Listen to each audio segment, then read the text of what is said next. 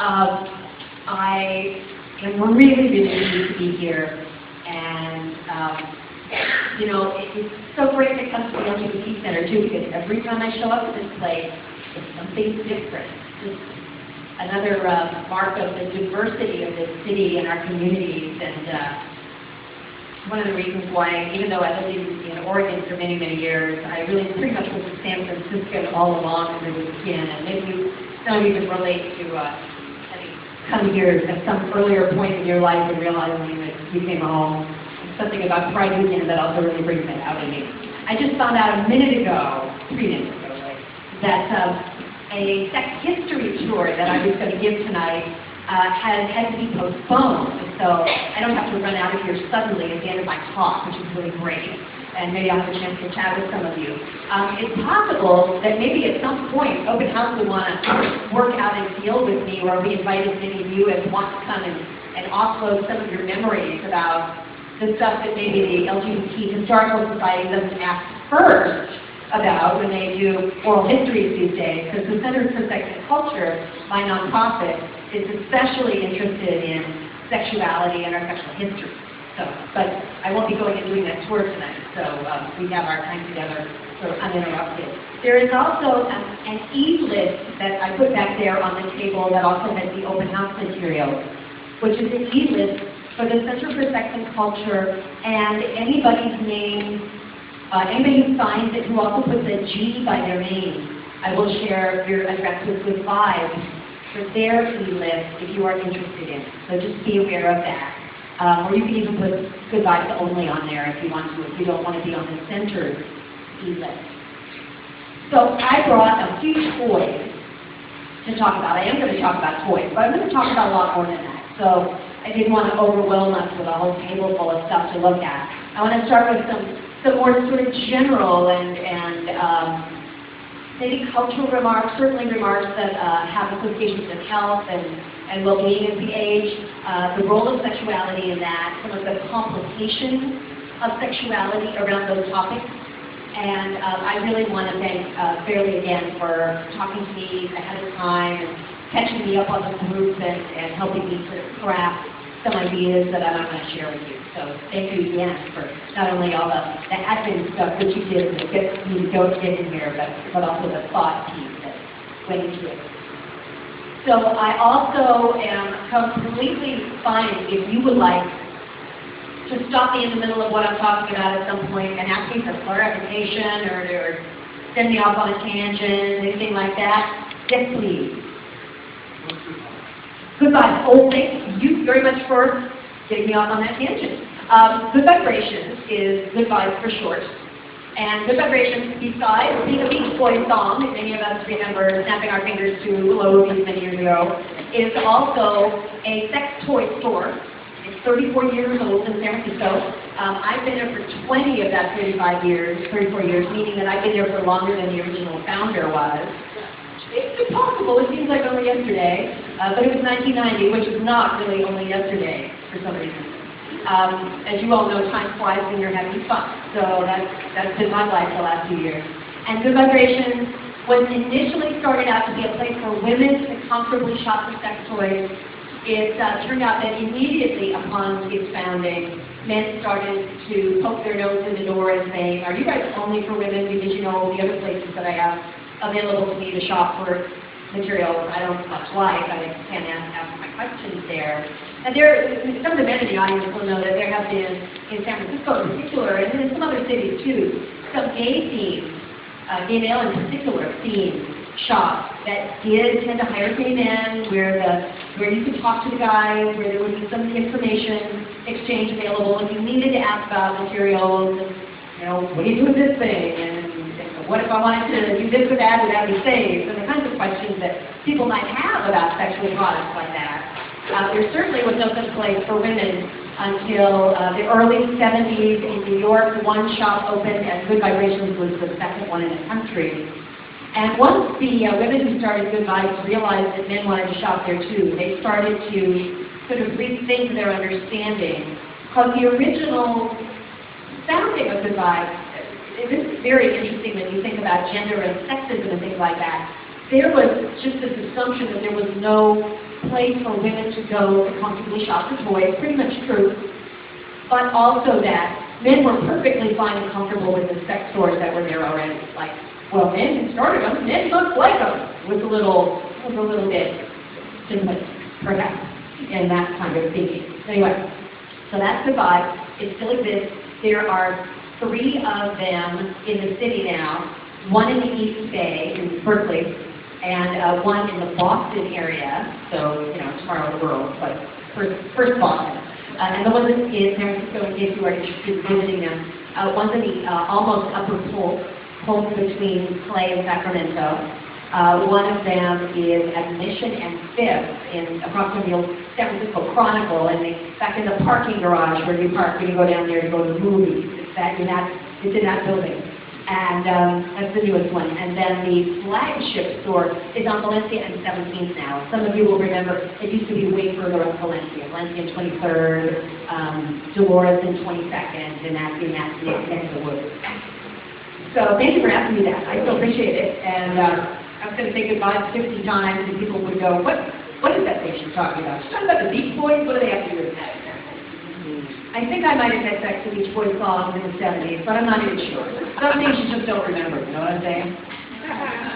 So I am happy and proud to be an ARC member. I finally got old enough to talk about this issue with people and have a few gray hairs to show for it, although I imagine that the wealth of knowledge in this room far exceeds anything that I can share with you. And I would very much like to invite those of you who have things to add and contribute. If you feel like you want to do that and disclose anything like that, please feel free. You won't bother me by doing so, by all means.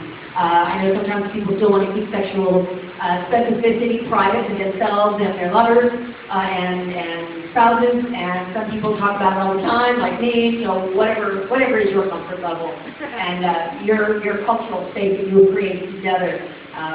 Here with the help of Openhouse is good by me. I will certainly try to answer any questions that you all have, and if I don't have information regarding those questions, if people want to give me their email addresses or other ways to contact you, I'll be happy to do a little research and see if I can find things out in case I don't know them. So that's my offer to you. It may take a little while for me to dig around and find the right answer. If you're wanting to know about drug interactions or something like that, I'll have to pester my medico friends because that's not the kind of doctor I am. While I do not play doctor, well I do, but that's not the kind of, I'm an academic doctor, so I'm not seeing patients, except for some. So I want to say a few things about aging issues in general that may be things that you've all thought about already, or maybe I'm bringing into you to consider for the first time, I don't know. But I think it's really safe to say that particularly in the United States, as far as sexuality and aging goes, maybe a little different in Europe and in other parts of the world. In the United States, though, where I have most of my life history and I'm coming from that perspective, as are many of you, I think there are real cultural assumptions that are still with us, in spite of the fact that the so-called baby boomer generation was also, in many cases, a pretty darn sexually liberated generation in our day. I'm one of the tail end of the baby boomers, so I know I tried to contribute to that reputation that we had back in the 70s, 80s, 90s, etc., and onward. But I think there are still cultural assumptions about the notion that sexuality mainly belongs to the young, sexual adventure mainly belongs to the young, that when our hormones are spinning around, maybe we just go out, we're wild and crazy, we explore, we experiment, we come out, we find partners, maybe we find some more partners after we found the first one or two, and maybe we stick with that one, you never know. There have been gender differences, of course, in the way that queer people, or LGBT people, depending on the nomenclature you like to use,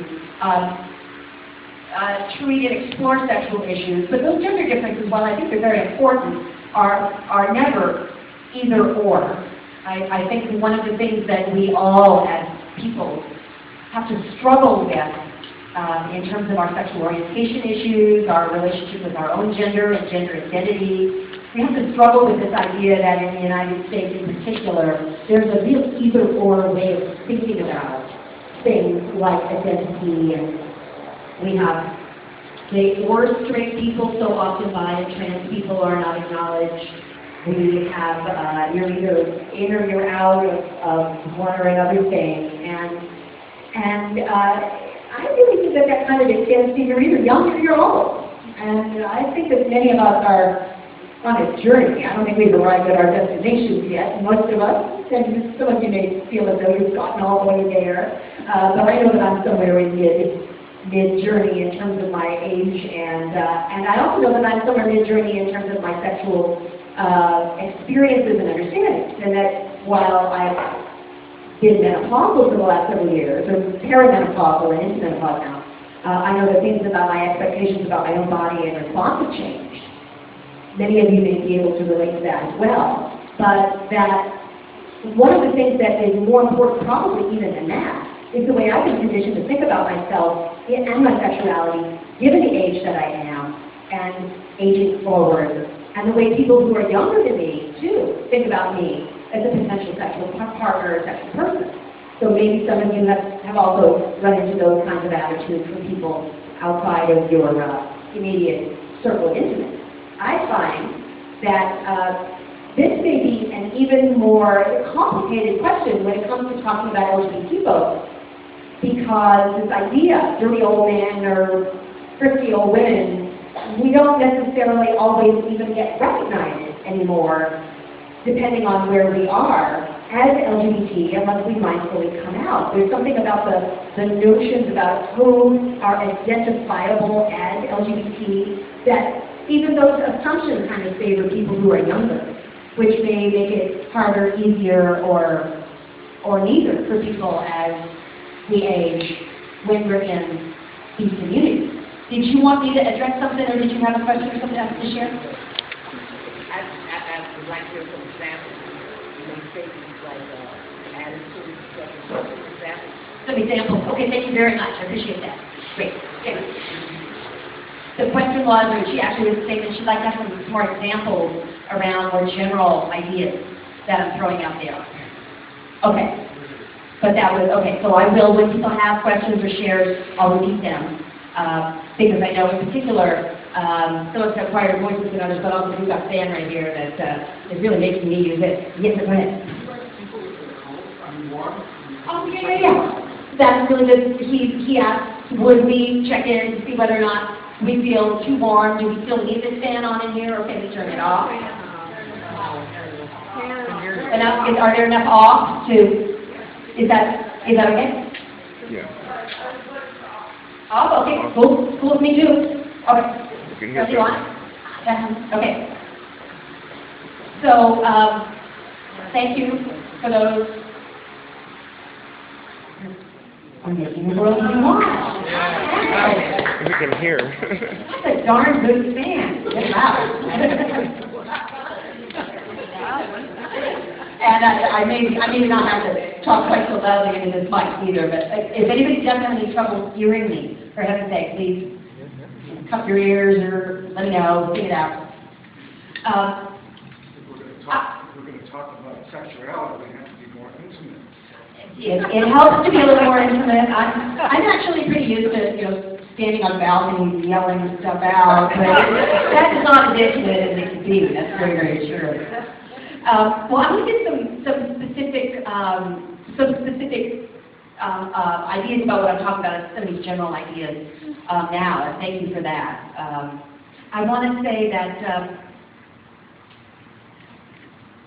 I mentioned the sense that sometimes people may begin to feel a little more invisible, particularly as far as catching somebody else's eye, finding partners, or being recognized and being out without having to come out again. I mentioned that. But also, I want to say a little more about partner issues now. I want to specify that everything I'm going to say that has a little bit of general overview to it, I really want to emphasize there are always exceptions. If any of these general ideas, that's one of the challenges of being a sociologist or being any kind of an ologist really is not trying to make it seem too general when you're talking about any group of people, any entity.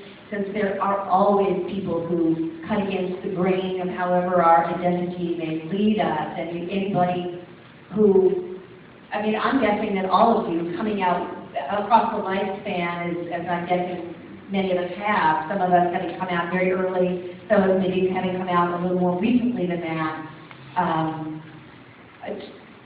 learned somehow through assumptions, through other people telling us, through groups we joined, through partners that we had, learned kind of how to be gay or lesbian or bi trans in ways that we are, and that even when we have this sort of information that we share with one another that helps us be those things that way, these identities, so we can recognize each other, meet each other, and have something in common. Always people who go against the grain, and you know, we're the people who went against the grain in our towns of origin oftentimes, and there's still a difference among us now. And I want to say that in so many words. I don't want to just make anybody feel as though I'm not recognizing that. And I hope that if anybody feels as though you are an example of that you want to share anything about, by all means, it is great. Partner issues with people as we get older. I mean, anybody who's 22 can lose a partner. I did a couple times. But partner issues may be more both rich and challenging the older we get for a couple of different reasons. If we've got a partner who's a long-term partner, we have those longer-term partner issues to address, like, are you still feeling sexually connected and vital with each other? Or have you gotten into a sort of is it a rut or a groove, basically? Is it something that has fallen by the wayside and you express your intimacy in different ways other than physically now? Of course, sexuality covers a pretty broad spectrum. I want to address that too, but it sometimes is the case that longer-term partners together lose a certain amount of the vigor of sexual attraction that they had initially. Some therapists think that there are some hormones that have to do with that, blood chemistry, and others think that it has to do with the way we communicate with one another. There are probably many reasons for these things. And for some partners, it's okay. For some partners, it's great. You have each other, you're who you are together, and not everybody keeps as much desire for sex and sexual interaction physically throughout the lifespan as everybody else. Some people get very, very interested in eroticism throughout the lifespan, others not so much.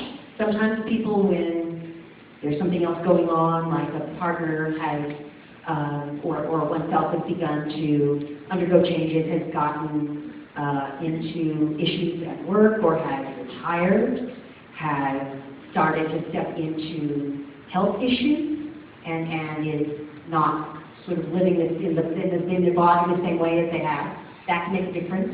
And so sometimes, even if we've got a partner right now, the partnership has challenges that we might want to address, not having to do with our sexual connection to one another. If we don't have a partner because we've separated, divorced, been widowed, that's another question altogether. Finding a partner, sometimes after a long-term relationship, can be a new kind of challenge, a sort of a different dance, a different game than it was in earlier times in certain respects. And figuring out who the people are in your world who are also looking for partners who might be appropriate to you. All of that is related to sexuality, of course. Getting back in the game in a society that still continues to be pretty youth-oriented can be challenging.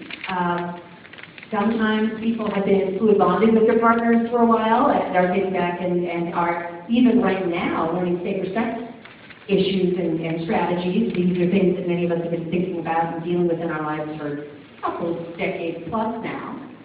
But depending on how you have had your partnership history happen, that may be brand new to some. And of course, if you have access to a privately living situation, some of us are still living in our apartments and homes. Others may be living with groups to save money. I know I'm looking at how many people I think I can put up with in my home in 10 years.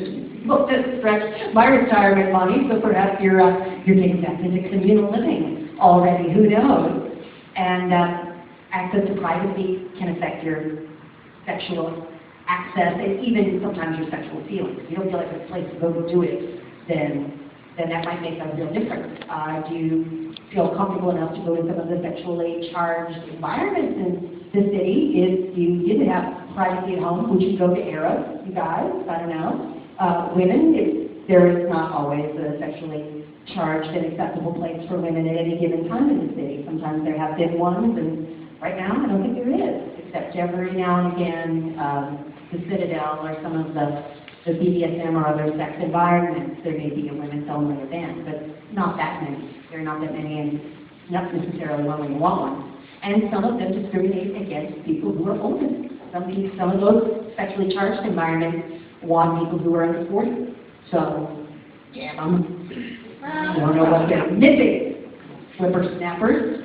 I haven't mentioned menopause. I'm going to say a little bit more about that. And andropause, too. There are some sex therapists these days who are really feeling very sure that there is a hormonal change in male body people that is comparable in some ways to menopause when hormone levels change. Andropause would be more of a drop in testosterone levels, whereas in menopause, for some women, there's actually an aggregate gain in testosterone because of the loss of estrogen and progesterone.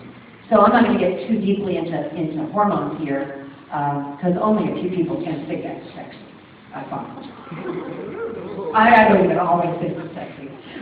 Only sometimes. A little bit of a geek myself, but not always. But if somebody starts to feel different about their sexuality and their libido at midlife, it isn't just women who may feel that way, and it may also be men. And I want to also say that for our trans community, sisters and brothers, folks who are already having different hormonal mixes because of their relationships with their doctors to balance it out so that they are the people that they feel they have always been, then in my experience, doctors are less likely to understand hormonal issues for trans folks when you get into midlife than maybe they did when people are a bit younger. So these hormonal changes can have a bunch of different effects. In general, they may have an effect on slowing down the libido and changing the way it feels to have sexual and sensual touch. And that may be a temporary thing. I'm noticing for some women that they are saying that during a period of time of perimenopause, they really notice libido changes, but then after they get out of menopause again, they begin to have a sort of a new adjustment to the body and the hormones that they have, and libido starts to come back. So that's something to know. It isn't a permanent, menopause is a permanent situation in the respect that the hormones do change, but it isn't then the way that it is for the rest of your life, of course. So, and guys going through andropause may find the same thing is true of them. My experience is that there's much less information available out there about andropause. So if you haven't heard much about it, it may be that it's just because it's beginning to get addressed and discussed. So those trends, though, affect changes in your degree of sexual or erotic appetite, and that may mean that you have less interest in actively initiating sex, you feel less responsive about sex, and for some people it means that they have more interest in sex than they had before, which is pretty interesting. And it's not something that we tend to understand sort of in terms of what we may have learned about aging or the message that we get about aging. We don't tend to hear that message, but for some people it's really true. And also, there may be, as our life path progresses, some differences in terms of the stuff that we decide we want to do. People come out at midlife, and perhaps some of you did. I certainly know a fair number of people. When I was doing gay youth organizing in the 1970s, and one of my young gay guy organizers back up in Eugene, Oregon, had a mom who came out when she was 60. All of a sudden, we all had like a lesbian mom who was our gay youth mom. It was awesome. And then we had to all try to figure out how to get her a girlfriend, and none of the 17 and 18 and 19-year-old lesbians and gay men and bi girls in that organization were very helpful in going out and helping to find her a partner, I have to say. She did find one on her own accord. I don't know that we really thought we should have been responsible for that. But somehow because the kid's mom, his mom wanted it. We were introducing her to our moms, and it turned out none of those were lesbian. If she came out, what if our mom could come out? My mom actually had a brush with that. My mom once said to me, honey, do you think I'm latent? I was like, latent for what? What do you mean, Mom? My mom was pretty latent in many, many respects. So maybe in another kind of place, my mom would have been a lesbian too. I don't know. That would have been kind of awesome. It was kind of serious latent. Bless her heart, bless her memory. But it's not 100% unusual for people to decide that they want to try completely different things, that they come out to BDSM.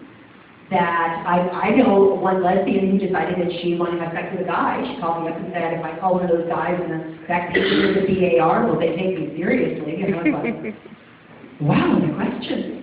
I am not sure. But if you know, everybody when they're calling a sex worker has to start out polite and tell them what they want. So you can try it. And, you know, I practiced a couple of steps with her and said, let me know what happened. She never got back to me, so I don't know. Yes? Is it okay if I ask you what your sexual orientation? Is it okay if you ask me my sexual orientation? It is perfectly fine. I'm bisexual. I've been out bisexual since about 1974, 3 or 4. I had a 10-year most of my late teens, early 20s when I was lesbian identified, although I'm quite sure I was still a bisexual deep down, but when I had long-term relationship with a woman who wanted to have a relationship with another lesbian, if you know what I'm saying, I didn't lie, but I did identify differently during that period of time. Yeah, she knew that I had been bi, and she knew that if we broke up, this was possible, and I would be bi again, and she was happy not to think of me as bi while we were involved with each other. So that's another of the mix of things about sexuality, of course, is that some of us have our own very particular ideas about who is the right kind of person for us. This is why all the other kids' moms weren't the right girlfriend for long enough. I really wanted my mom to be a girlfriend, but it didn't work out. And the other thing that I want to say about this change of the sexual experience at midlife that some people experience is that it can have to do with the effects of aging. And sometimes it doesn't have much to do with that as we think. Some of the effects of aging that are really commonly called out when people are talking about this stuff is how rapidly aroused we get, whether we get aroused needing touch for the first time in our lives. Is pretty common. All of a sudden, instead of feeling it, we don't feel it until someone is feeling us, or we're feeling ourselves, so to speak. And vaginal dryness for women and folks who are trans men, but who may still be having sexual experiences with the part of their body that used to be called vagina. Dryness may affect how comfortable it is to have insertion, if that was ever part of their experience and desire. Joint pain or creakiness, I don't know if any of you can relate to this, but I don't want to kill all the sharks for their fins, I'm telling you, but there are positions that I was more cheerful about assuming in my 20s than I am right now, and perhaps you can relate to what I'm saying when I say that. Recognizing and accommodating those things that simply are part of the mix of aging. It's pretty important. I have a friend who is in her mid-late 50s. Although she's a little devil when she posts on sites to find partners, she says she's 42. Devil. She dyes her hair, and she shaves off her pubic hair so you can't see any gray in it. And apparently the young people are none the wiser. I do not encourage that, although I also am not going to judge it if you choose to do it. I will say, however, that there are parts of what she's doing in her sex life that strike me as being frightened, fleeing from the idea that one day she will turn 60, and that in fact, relatively soon she will turn 60. And it probably would be a good idea for her